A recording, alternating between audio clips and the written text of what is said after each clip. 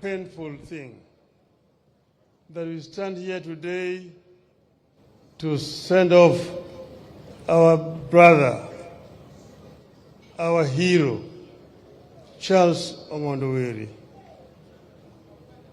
Ongondowere is a great Kenyan by any standards.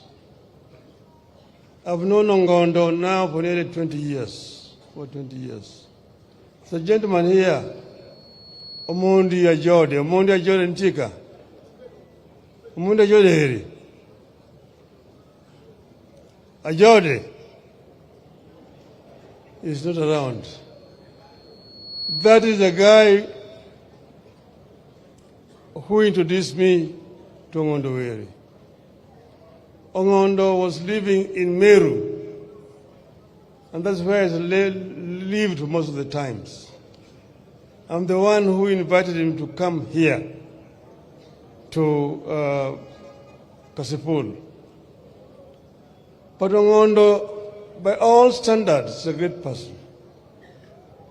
He's a man of a few words, but a man who is very correct in everything that he does. When I went to Meru to introduce my party there, I met Ongondo and introduced me to other Meru leaders. He became the leader there. Those Meruans told me, don't look at this gentleman as a Luo. He's a Kenyan. And he's the one who can actually help us to unite us. And he united the people there in Meru and built the party branch, which became very strong in an area which was fairly hostile. Ongondo likes people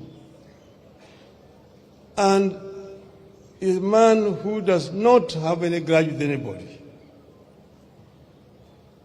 He actually knew what was going to happen to him. Because when he was celebrating the Pinyeluo earlier this year, we went to a function, and after the function was over, Ongondo came and he jumped into my car and told me that there's some people who are following me here. He just came in and squeezed himself into my car and told me there's some people here with bad intentions. I'm not going to tell you now, but I will tell you later on. So these people have been trailing Ongondo for a long time.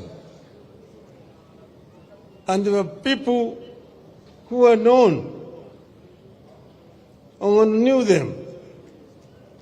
And I hope that the investigation of the police is going to lead to these people so they can be apprehended. Yes, they've already arrested quite a number. But those are basically agents who have been hired.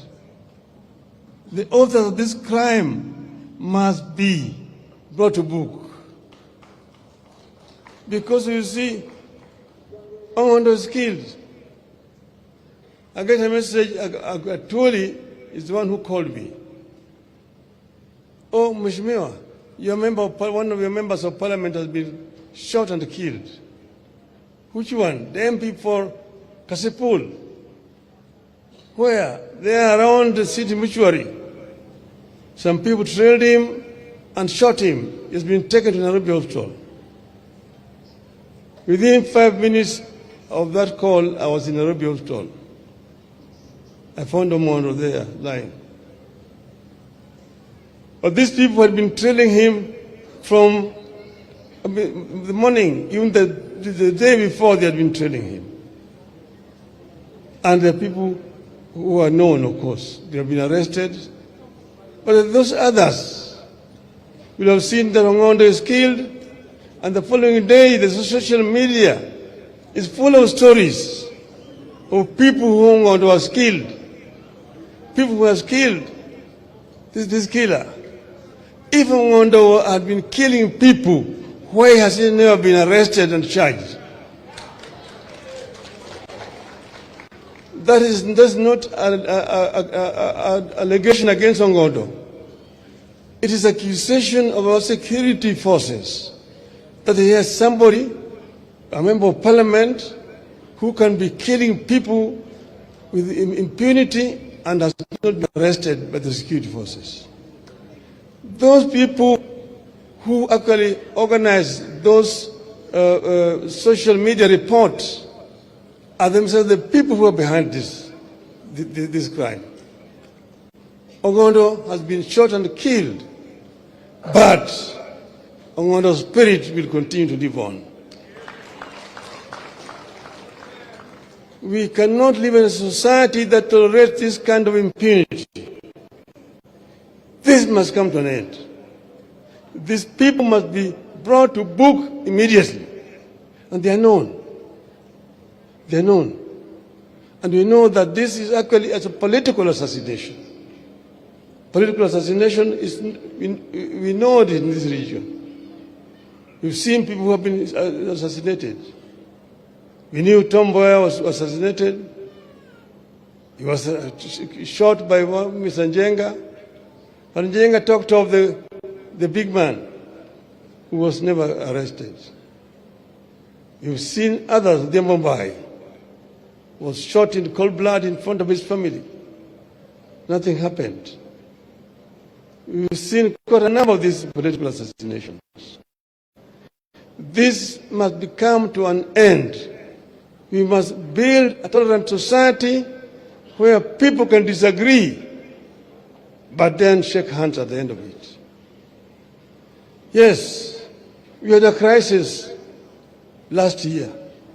We had a crisis also the year before last. And we were on the streets.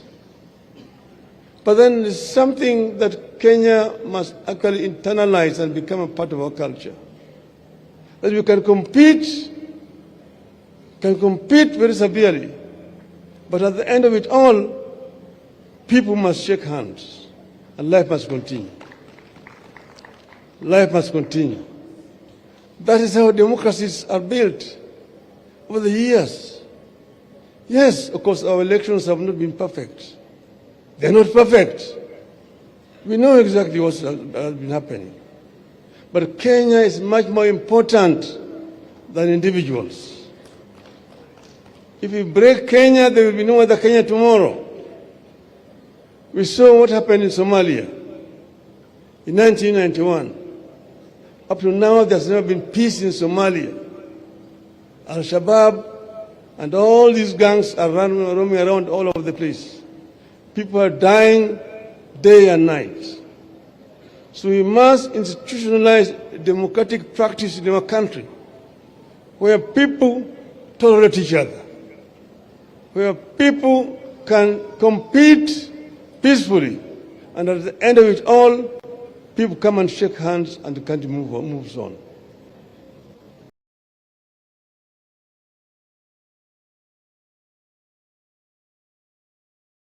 To unify ODM as a strong political party. Yes, in a political party there's always differences of opinion on some issues. But the political party itself must have a firm stand on a particular issue. And that's why people can talk and talk this way and this way. Ultimately, there's an official position that will be articulated by the party.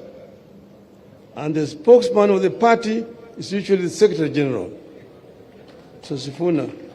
When Mr. Sifuna speaks, he's speaking on behalf of the party.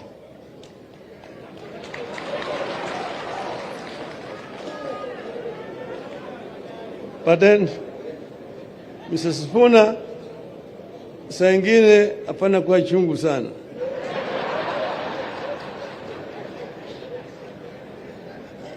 So, we have a firm stand. We have an arrangement with Kenya Kwanza, and we put it in black and white. And there is a 10-point agenda, which is in the memorandum that we signed. And we want that to be fully implemented. I want to thank our members who have joined the government and are working there. We will give you all the support that you need to be able to discharge your duties properly.